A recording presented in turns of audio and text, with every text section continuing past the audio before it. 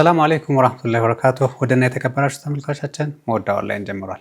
የዛሬ ሳምንት ከዛ በፊት ቁርአን እና ሳይንስ ያላቸውን ግንኙነቶች ለማየት እየሞከረን ነበረ። አሁንም በዛው ብቀጥል ደስ ይለኝ ነበር። በሚገርም ሁኔታ በዚህ ባሳለፍነው ሳምንት ላይ ለየት ያለ ክስተት ተከስቶ ነበር። ይህም የሰው ልጅ ከረጅም ዓመታት በኋላ ማለትም ከ50 ዓመት በኋላ ድጋሚ ወደ ጨረቃ ጉዞ አድርጓል። ይህን ጉዞ በተመለከተ ከዚህ በፊት የነበረውና አሁን ያለውን ኮምፔር ለማድረግ ለማየት እንሞክራለን። አላህ እድሜና ጊዜውን ከሰጠን ደግሞ በሚቀጥለው ሳምንት ወደ ነበርንበት እንመለሳለን። በአብዛኛው ከስፔስ ጋር በተያያዙ ጉዳዮች እንዲሁም ከቁርአን ላይ ስለ ምድር አፈጣጠርና የመሳሰሉ ነገሮች የሚነሱ ኢሹዎች አሉ። ሳይንቲስቶች የሚያወሯቸው ነገሮች አሉ። እነሱን ለማየት እንሞክራለን። ለዛሬው ግን ወደ ጨረቃ ጉዞ እንመለስ። ለሺህ ዓመታት እንዲሁም ከዛ በላይ የሰው ልጅ ኦልሞስት ከተፈጠረ ጀምሮ ቀና ብሎ ጨረቃን ማየት ከጀመረበት ጊዜ ጀምሮ ጨረቃን ከማየት ውጪ ሌላ ነገር አድርጎ አያውቅም ነበር። ነገር ግን ባለፈው 50 ዓመት 1969 ላይ ለመጀመሪያ ጊዜ የሰው ልጅ ጨረቃ ላይ ማረፍ ችሎ ነበር። ይህ የተፈጠረው የሰው ልጆች ሳይንስን እንዲሁም ስፔስን ለማጥናት ካላቸው ፍላጎት፣ ጨረቃ ላይ ለመውጣት ካለን ፍላጎት ብዙ ነገሮች ተብሏል። ነገር ግን ዋናው ኮንሰፕት አሜሪካን ወደ ጨረቃ እንድትሄድ ያደረጋት ኮንሰፕት ለየት ያለ ነው። እሱን ዛሬ እናያለን። እንዲሁም የዛሬ 50 ዓመታት በፊት 1969 ላይ ጨረቃ ላይ ከተወጣ ከዛ በኋላስ ለምንድን ነው ድጋሚ ወደ ጨረቃ ያልተሄደው የሚለውንም አብረን የምናየው ይሆናል ማለት ነው።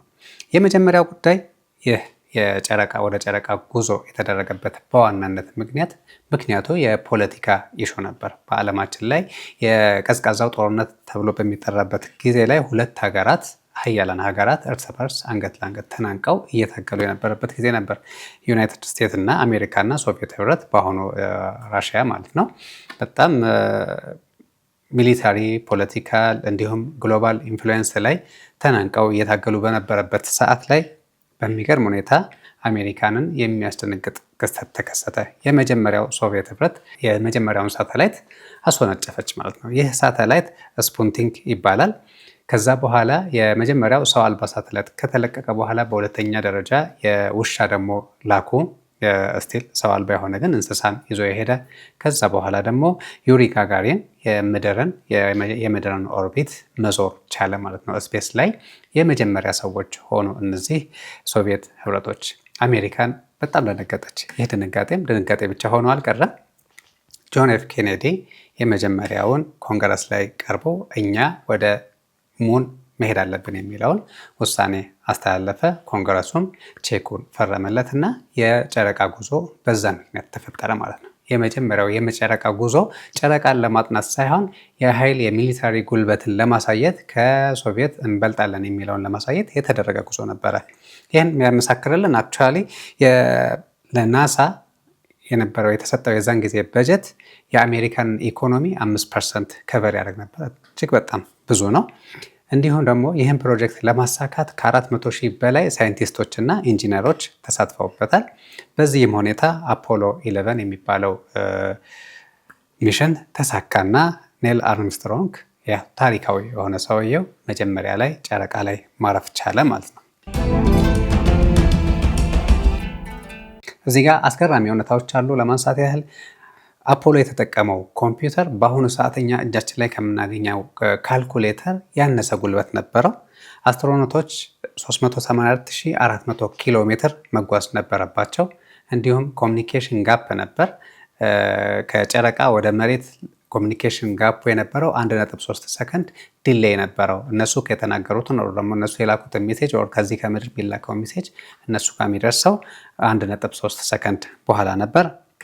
እያንዳንዳቸው ደግሞ የለበሱት ስፔስ ክራፍቶቹ የአስትሮኖቶቹ የሚለብሱት ልብስ በሚሊዮን የሚቆጠር ዶላር ኮስት ያደርግ ነበር። ወደ መሬት ደግሞ ተመልሰው ሲመጡ የነበረው የሙቀት መጠን 2700 ዲግሪ ሴልሲየስ ያህል ግለት ነበረው ማለት ነው። ከዚህ በኋላ ለምንድን ነው ከ1969 ከተሄደ በኋላ ወደ ጨረቃ ለምንድን ነው የቆመው ብለን ስንል በዋናነት አሜሪካን አሸነፈች ማለት ነው። ይህን ሬስ ሩሲያ ወር ደግሞ ሶቪየት ህብረት ምድር ነበር እየዞረች የነበረችው። ከዚህ በጣም ርቀት ተሄዶ ጨረቃ ላይ ታረፈ። ከዛ በኋላ ዞር ብለው ሲመለከቱ የሚከተላቸው የለም። ይህንን ሬስ ወር ደግሞ ይህን ውድድር አሜሪካ ስላሸነፈች ከዚህ በኋላ ወደዛ በጀት መድቦ መጓዝ አስፈላጊ ሆኖ አልታየም። በዋናነት ኮስት ነው። ይህ ኮስቱ በአሁኑ ሰዓት ብናስበው $150 ቢሊዮን በላይ ኮስት ያደርጋል። ይህም ፖለቲሻኖቹ ሊፈቅዱ አልቻሉም። ሌላኛው ደግሞ ሶቪየት ህብረትን አሸንፈዋል። ሌላ የሚወዳደር የሚመጣ የለም። ጎሉ ዋናው ዓላማው ሶቪየትን ማሸነፍ ስለነበረ በዚህ ውድድር ላይ ስላሸነፉ ተመልሰው መምጣት አላስፈልጋቸውም። ሌላኛው ሶስተኛው ሪዝን ደግሞ የፖለቲካል ፕራዮሪቲው ተቀየረ። የቪየትናም ጦርነት መጣ፣ ኢኮኖሚካል ቻሌንጆች ገጠሙ። ከዛ በኋላ ይህን ፈንድ ለማድረግ ይህን ፕሮጀክት ደግሞ ፈንድ ለማድረግ በቂ የሆነ ገንዘብ ሊገኝ አልቻለም። ሙሉ በሙሉ ይህ ጉዳይ ተቀየረ። ፐብሊክ ኢንተረስትም እንደዚሁም የህዝቡም የመጀመሪያው ሰሞን ጨረቃ ላይ ወጣን የሚለው ፕራውድ የሆነ ስሜት ወሬ ኦር ደግሞ ቫይራል የወጡ የነበሩ ነገሮች በአጠቃላይ ቀስ በቀስ እየቀነሱ መጡ። ቲቪ ሾዎችም ከዚህ በኋላ ሊኖሩ የሚችሉ ጉዞዎችን እይታቸው እየቀነሰ በመምጣቱ ሙሉ በሙሉ ተሰረዘ ማለት ነው። በዋናነት ግን ተወዳዳሪ ሀገር ስላልነበረ ይህንን የሚሞክር ሀገር ስላልነበረ ወደዛ ተመልሰው አልተመጣም ማለት ነው። ሌላው ምንድነው የተደረገው? የፎከሳቸውን ወደ ጨረቃ የነበረውን ፎከስ ወደ ሳተላይቶችን ማምጠቅ፣ ስፔስ ስቴሽኖችን መገንባት የመሳሰሉት ነገሮች ላይ አዋሉት። በአብዛኛው ከዛ በኋላ ነው ብዙ ስፔስ ስቴሽንን ዓለም አቀፋዊ በሆነ ደረጃ ለመገንባት የተቻለው። የተለያዩ ሀገሮች ተሳትፈው ይህንን ግንባታ አጠናቅረውት ሄደዋል ማለት ነው። ሌላው ምናልባት የሚነሳው ነገር የመጀመሪያው የጨረቃ ላይ የታረፈው ውሸት ነው ተብሎ የሚወራ ወሬዎች አሉ። እነሱን ደግሞ እንመልከታቸው። በዋናነት ክሌም የሚደረገው የመጀመሪያው የአሜሪካ ባንዲራ ይንቀሳቀሳል ኦር ይውለበለባል የሚል ነው። ሁለተኛው ደግሞ በብዛት ከሚነሱት ምንም አይነት እዛ ቦታ ላይ የተነሳው ፎቶ ላይ ኮከቦች አይታዩም። ሻዶዋቸው የሚጠላቸው ደግሞ ቬግ የሆነና አጠራጣሪ የሆነ ነው። አንዳንዴ ደግሞ ፐርፌክት የሆነ ቪዲዮ ነው ቀረጻ የነበረው። እነዚህ ነገሮች ያንን ነገር ለማመን በጣም ያስቸግራል የሚል ነበር። ሳይንቲፊካሊ ኤክስፕሌን ሲደረጉ አትሞስፌር ባይኖርም እንቅስቃሴ ይኖራል። ምክንያቱም እነዛ ባንዲራውን የያዘው ሰው ሲንቀሳቀስ ከሱ እኩል ባንዲራው እንቅስቃሴ ነበረው። ነገር ግን ለቆት ራሱን ችሎ ሲቆም ምንም አይነት እንቅስቃሴ አልነበረውም። ስታር ቪዚብል ደግሞ ኮከቦች አልታዩም የሚለው ምናልባት ካሜራው የተነሳበት አንግል ፎቶ ሲነሳ ያለበት አንግል ኮከቦችን ላያስገባ ይችላል። እነዚህ ናቸው በዋናነት። ሌላ ደግሞ ስትሮንግ የሆነ ኤቪደንሶች አሉ። የጨረቃ ሮኮች ወር ድንጋዮች ምርምር እየተደረገባቸው ይገኛሉ። አፖሎ 11 ከሄደ በኋላ ከዛም ሌሎች ሄደው ነበረ። ሰው አልባ ቢሆኑም ይዘዋቸው የመጡት ከጨረቃ ላይ የመጡ ሳምፕሎች አሉ። እነዚህ ሳምፕሎች ለዓለም አቀፍ ሳይንቲስቶች ክፍት ሆነው ምርምር እየተደረገባቸው ነው የሚገኙት። ሌላኛው ደግሞ ሌዘር ሪፍሌክት የሚያደርጉ ዲቫይሶችን ጨረቃ ላይ አስቀምጠው ነበር። ከዚህ ከምድር ተሆኖ ሌዘሮች ይለቀቃሉ። ዘንድ ጨረቃ ላይ ሪፍሌክት አድርገው ይመለሳል። ከምድር የሚለቀቀው ሌዘር ጨረቃ ላይ በነዛ ሪፍሌክት በሚያደርጉ ዲቫይሶች አማካኝነት ተመልሶ ይመጣልና ምድራችንና ጨረቃ ያላቸውን ርቀት በቀላሉ ካልኩሌት ለማድረግ በየዓመቱ የተወሰነ ሴንቲሜትር ጨረቃ እየራቀችን እየሆነ እንደሆነ ማሳያም ምርምርም የተደረገበት ነው። ይህም ጨረቃ ላይ ታርፎ እንደነበረ ያሳየናል ማለት ነው። ኢንዲፔንደንት የሆኑ ደግሞ ትራኪንግ እንትኖችም ነበሩ። ለምሳሌ ሶቪየት ህብረት በዛን ጊዜ የአሜሪካ ጨረቃ ላይ ወጣው ብላ ስትል ይህንን ነገር ፌክ ነው ብሎ ለማለት ማስረጃ መፈለግ ስለነበረባት እያንዳንዷን እንቅስቃሴ በጥልቀት እያጠናች ነበረ። ይህም ማረፉን አረጋግጣለች ማለት ነው። እንግዲህ ተመልካቾቻችን የአፖሎ 11 ከ1969 ከሄደ በኋላ 50 ምናምን ዓመታት አልፈን አሁን ተመልሰን ወደ ጨረቃ እንሄድ ብለው ሲሉ አሜሪካኖች ለምን የሚለው ጥያቄ ሊነሳ ይችላል። አሁን ግን ሀሳቡ ከዛን ጊዜ የተለየ ነው ብለው ነው በዋናነት የሚሉት። ምክንያቱም እንደ ድሮ ሄዶ መመለስ ብቻ ሳይሆን ለአንድ ቀን መቆየት ሳይሆን ለወራት እዛ ቦታ ላይ መቆየት የሚል ሀሳብ ነው ያላቸው። በሁለተኛ ደረጃ ደግሞ የጨረቃ ላይ የአይስ ኦር ደግሞ የበረዶ ግግር አለ ተብሎ ተገኝቷል። ይህን የበረዶ ግግር ማጥናት ምናልባት ወደ ውሃ መቀየር፣ ቢጠጣ ድሪንክ መጠጣት የሚችል ውሃን ማድረግ፣ ከዛ ቦታ ላይ ኤክስትራክት ማድረግ እንዲሁም ደግሞ ለሮኬቶች ፊውል የሚሆን ነገር መስራት፣ ይህን እቅድ ይዘው ነው የሚጓዙት ማለት ነው። ሌላኛው ፖይንታቸው አሁንም ወደ ጨረቃ የተጓዙበት ሌላኛው ፖይንት ወደ ማርስ ለሚደረገው ጉዞ መነሻ ወይም ደግሞ መንደርደሪያ ይሆናል በሚል እሳቤ ነው። ይህን ስንል ሶቪየት ህብረትና አሜሪካ ብቻ አይደለም፣ ወር ደግሞ ሩሲያና አሜሪካ ብቻ አይደለም በዚህ በጨረቃ ጉዞ ወይም ደግሞ ስፔስ ላይ ባለ ኮምፒቲሽን ሲወዳደሩ የነበሩት። ከተወሰኑ ዓመታት በኋላ ቻይናም ይህን ውድድር ተቀላቅለው እናገኛታለን። ቻይና ራሷን ችላ ድንገት ብቅ ያለች ሀገር በዚህ በኮምፒቲሽኑ ላይ ማለት ነው። አሜሪካ ከተለያዩ አጋር ሀገራት ላይ ተባብራ እየሰራች ትገኛለች። ቻይና ግን በራሱ የቻይና መንግስት አንድ ሚኒስቴር በሚያደርገው ቻይና ናሽናል ስፔስ አድሚኒስትሬሽን አማካኝነት የጨረቃን ጉዞ አድርጓል። የቻይናን ሂስቶሪካል የሆነ ሙቭመንቶች ብንመለከት ለምሳሌ ቼንጅ ፎር የሚባለው የመጀመሪያው ጉዞአቸው ከጨረቃ ላይ ፋር ሳይድ ተብሎ የሰው ልጅ ሊደርስበት የማይችለው በጣም ሩቅ የሆነውን ፓርት ከዛ ቦታ ላይ ማረፍ ችለው ነበረ። ከዛም ቦታ ላይ ደግሞ ሳምፕል ይዘው መጥተዋል። ይህም ከቻንጋይ 5 ላይ ነው ያደረጉት። ይህ ደግሞ ጉዞ የተሳካ ጉዞ ነበር። የሰው ልጅ ያልደረሰበትን ማንም እስካሁን ያላደረገውን አድርገዋል። ይህም በነገራችን ላይ አሜሪካንን አስደንግጧል።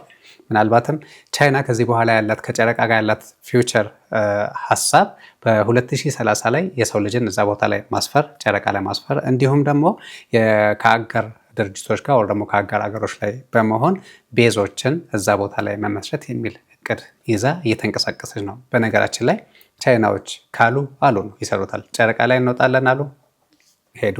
ከጨረቃ ሳምፕል እናመጣለን አሉ አመጡ። ጨረቃ ላይ ሰው እናሳርፋለን አሉ ሊያደርጉት እየታገሉ ነው። ይህን ጊዜ አሜሪካ ደንግጣ አሁንም ላለመቀደም ይመስለኛል በቀደም በላስት ዊክ ያየነውን ጉዞ ተጀመረ ማለት ነው። አሁን ደግሞ በቀደም የተጓዙትን ጉዞ እንዲሁ በአጭሩ ከቨር ለማድረግ እንሞክርና በአሁኑ ጉዞ ላይ አርቴሚስ 2 የሚባል ጉዞ ነው የተደረገው። ይህ ጉዞ ላይ 4 ሰዎች ተጉዘዋል። እነዚህ 4 ሳይንቲስቶች አስትሮኖቶች ይህን ጉዞ ሲያደርጉ በተለያየ ምክንያቶች ተመርጠው ነው ጉዞውን ያደረጉት። ጉዞ እንዲሁ በቀላሉ ሄዶ የሚመለሱት ሳይሆን 10 ቀን አካባቢ የሚወስድ ጉዞ ነው። የመጀመሪያው ጉዞ ስፔስ ስቴሽን ላይ ሮኬቱን ላንች ማድረግ ነው። እሱም ተደርጓል። አፕሪል 1 ላይ ተደርጎ ነበር። ሁለተኛው ስቴፕ የሚሆነው የምድርን ኦርቢት መሽከርከር ነው። የምድርን ኦርቢት ከዞሩ በኋላ ይህን ዙረት ሲያደርጉ ምድርን ይሽከረከራሉ። በዚህ ሰዓት ላይ ሲስተም ቼክ ይደረጋል፣ ቴስት ይደረጋሉ፣ ሴፍቲ ቼኮች ይደረጋሉ። ምን አይነት ችግሮች አሉ የሚለውን ለማጣራት ይሞከራል። ባለፈው የመጀመሪያው ጉዞ ካደረገው በኋላ ምድርን እየተጓዙ የተወሰኑ ችግሮች፣ ማይነር የሆኑ ችግሮች ገጥሟቸው ነበር። ለምሳሌ ያህል የሽንት ቤት አለመስራት እና የመሳሰሉ ጥቃቅን የሆኑ ነገሮች፣ አንዳንድ ሲምፕል የሆኑ ነገሮች ተከስተውባቸው ሙሉ ጉዞውን ግን ኢንተራፕት የሚያደርግ ሳይሆን በቀላሉ ፊክስ የሚደረጉ ነገሮች ነበሩ። ፊክስ ተደርገው ስቲል ጉዟቸውን እየቀጠሉ ነው። ሶስተኛው ስቴጅ የሚሆነው ምንድነው? ምድርን ከተሽከረከሩ በኋላ የምድርን ስበት ለቆ ለመውጣት የሚደረግ ወደ ዲፕ ስፔስ ጉዞ የሚጀመርበት ነው። ይህም ክሪቲካል ኢንጂኖች በርን ይሆናሉ። ከዛ የምድርን ግራቪቲ ለቀው ተስፈንጥረው ይወጣሉ ማለት ነው። ይህ ጉዞ ወደ ጨረቃ የሚጓዙት ጉዞ መጀመሪያው ሲሆን 4 ቀናትን ይወስዳል። ከዚህ በኋላ የሰው ልጅ ደርሶ ማያውቀውን ጉዞ ያደርጋሉ ማለት ነው። ከዛ በኋላስ ጨረቃ ጋር ሲደርሱስ የጨረቃ ስፔስ ላይ ደግሞ ሲደርሱ ጨረቃን መሽከርከር ይጀምራሉ ማለት ነው። ይህ የጨረቃን የሚሽከረከሩት ለተወሰነ ጊዜ ነው። እዛ ጨረቃ ላይ ማረፍ የሚባል ነገር የለም። ጨረቃን ዞሮ አይቶ መመለስ ነው። ከዚህ በኋላ ወደ ምድር ደግሞ ተመልሶ መምጣት ቀጣዩ ስራቸው ይሆናል። የሰባተኛውና የመጨረሻው ስቴፕ የምድር አትሞስፌር ውስጥ መግባትና ወደ ምድር መመለስ። ከዛ እነዚህ አስትሮኖቶች ባህር ላይ ማረፍና አላህ ካለና በሰላም ከተመለሱ ደግሞ ዜናውን የምናየው እነሱንም የምናያቸው ይሆናል። ለማንኛውም የጨረቃ ጉዞ በዋናነት ከምድር ወደ ጨረቃ የተጓዝነው ጉዞ ሳይንስ ብቻ ሳይሆን ፖለቲካል፣ ሚሊታሪ እና የመሳሰሉት ሀገራት እርስ በራሳቸው የሚፋጩበትና አንገት ለአንገት ተናንቀው የሚጓዙበት የሆነ ፊልድ ነው። ሳይንስ ቢሆን ኖሮ ምናልባት ከዚህ በላይ በተጓዝን ነበር። ነገር ግን ጉዳዩ የሳይንስ ሳይሆን የፖለቲካም ጭምር ጂኦፖለቲካል ኢሹ ስለሆነ አንደኛው ሀገር ጠንከር ሲል ሌላኛው ሀገር ጠንከር ይላል። አንዱ ሲደክም ሌላው ይደክማል። ጉዳዩ ፖለቲካ ስለሆነ ማለት ነው። ለማንኛውም ለሁለተኛ ጊዜ ወደ ጨረቃ ጉዞ በዚህ በተሳካ ሁኔታ ተጀምሯል። መጨረሻውን አላህ ያሳምረልን። ምክንያቱም ከዛ የሚገኙ ሳይንቲፊክ የሆኑ ውጤቶች ለዓለም ብዙ ጥቅም አላቸው። ፖለቲካውን እዛውን ታውና ማለት ነው። አላህ ካለ በሚቀጥለው ሳምንት በሌላ ፕሮግራም ይዤላችሁ እመጣለሁ ኢንሻአላህ። እስከዛ ወሰላሙ አለይኩም ወራህመቱላሂ ወበረካቱ።